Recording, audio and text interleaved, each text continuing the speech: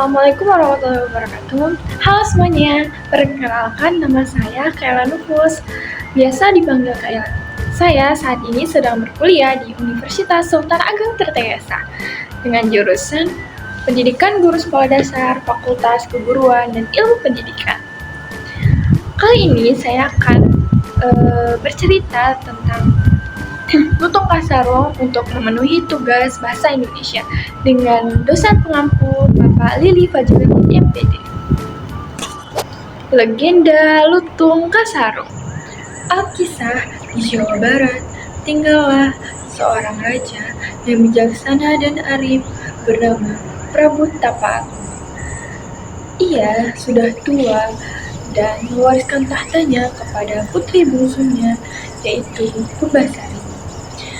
Hal ini membuat putri sulungnya, yaitu Purbararang, merasa iri dan dengki. Sejatinya, tradisi penyerahan tahta tersebut diserahkan kepada putri sulung. Namun, raja memilih putri bungsunya, yaitu Purbasari, untuk melanjutkan tahtanya karena ia memiliki pribadi yang baik dan bijaksana. Bersama tunangannya, yaitu Raden Indrajaya, Purbararang merencanakan sesuatu yang jahat untuk merebut tahta dari Purbasari. Mereka menemui dukun sakti yang bernama Nyi Ronde untuk meminta ramuan jahat. Nyi Ronde berkata, campurkanlah ramuan ini kepada minuman Purbasari, maka ia akan mendapatkan penyakit angin. Haha. Terima kasih, Nek. Terimalah emas ini, ucap Purbararang.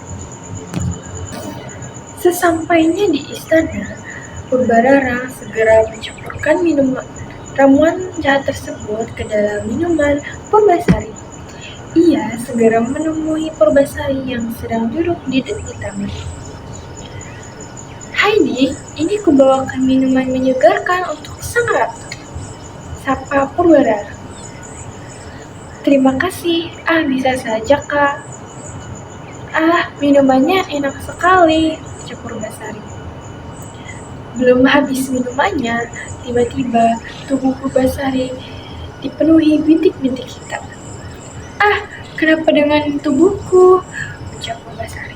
Purbararang segera berlari dan mengadu kepada raja atas apa yang terjadi kepada Purbasari.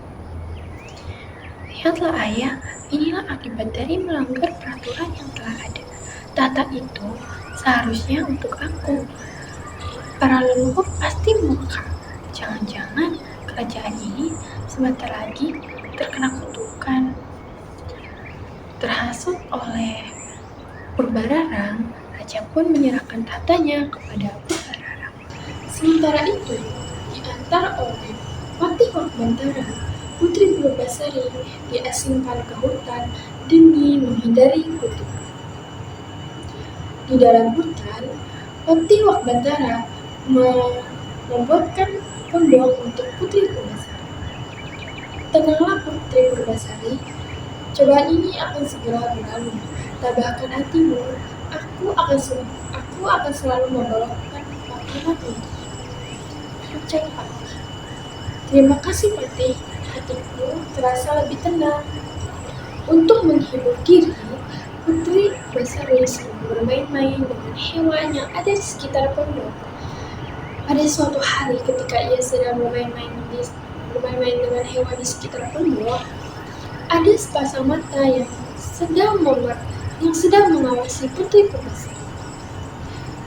Sepasang mata itu pun keluar dari tempat persembunyiannya.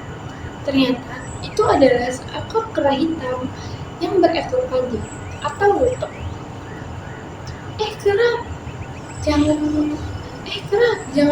Jangan serang aku, ucap putri Purbasari. Tenang Tuan Putri, aku tidak akan mengganggumu. Putri Purbasari kaget karena kera itu bisa berbicara. Aku sebenarnya Guru Nida, putra tunangan dari Hayam. Karena aku membuat kesalahan, aku aku diusir dengan keadaan seperti ini. Dan aku tersesat di hutan ini. Cokra merasa senasib, mereka pun berteman. Putri Purbasari memanggil Lutung dan panggilan Lutung Kasaru, yang artinya lutung yang kesasar. Lutung sering membantu Putri Purbasari untuk mengambil buah-buahan.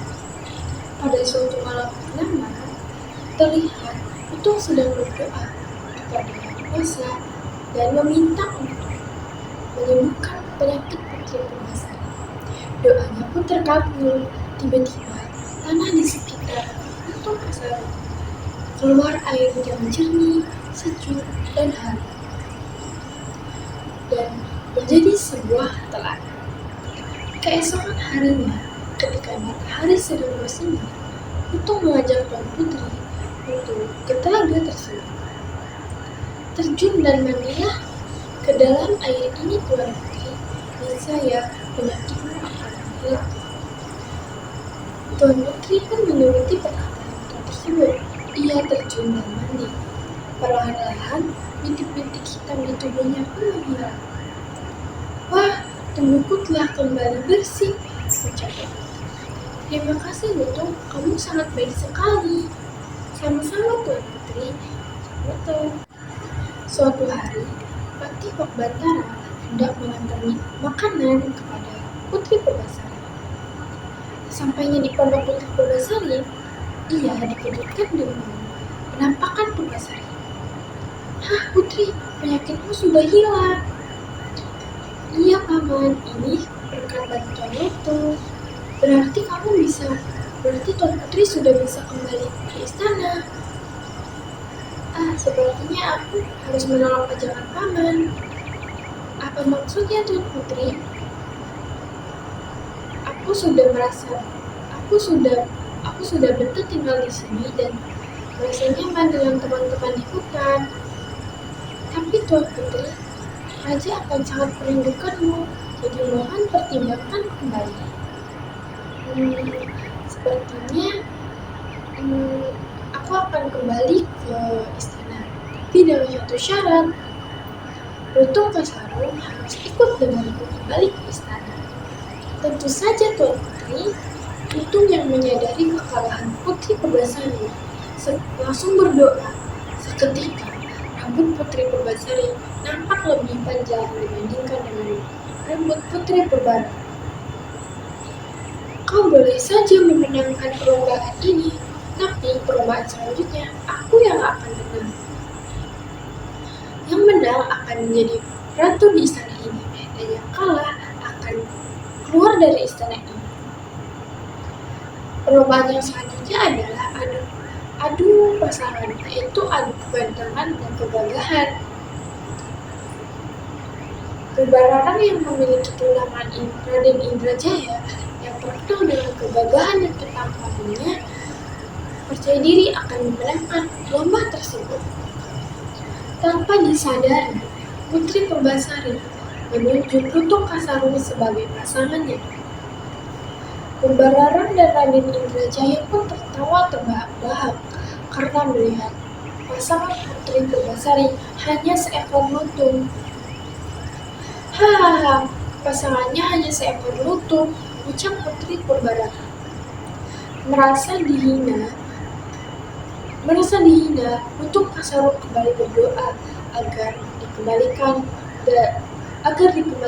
ke dalam wujud semula. Ajaib, Lutung Kasaru kembali ke wujud semula yaitu manusia. Ia pun terlihat sangat tampan dan sangat gagah dibandingkan dengan Raden Indrajaya. Semua orang pun terhenyak melihat ketampanannya. Oh tidak, ini artinya aku harus keluar dari istana ini, ucap Purbararan. Tidak usah Kak, tinggallah di sini bersamaku. Terima kasih adikku, maafkan aku yang selama ini terlalu jahat kepadamu. Iya Kak, aku sudah memaafkanmu dari dulu. Putri Purbasari pun diangkat kembali menjadi seorang ratu. Kali ini, Putri Purbarara sebagai kakak bisa menerima adiknya diangkat menjadi ratu di istana. Akhir cerita, Putri Purbasari dan Lutung Kasarung atau Gurumida menikah. Mereka pun suka mengajak teman-teman mereka dari kota untuk bermain di istana. Kesimpulan dari cerita ini adalah bahwa kebaikan akan selalu menang, dan ketika keburukan berjalan hanya akan berdampak negatif untuk kedepannya. Dan pesan moral dari cerita ini adalah bahwa mengajarkan kepada anak-anak bahwa kita harus menghindari sifat iri dan dengki. Dan pesan moral lainnya adalah kita harus memaafkan kesalahan orang lain jika orang tersebut memang ingin benar-benar berubah. Sekian cerita dari saya Kayla Nupus pamit undur diri. Wassalamualaikum warahmatullahi wabarakatuh.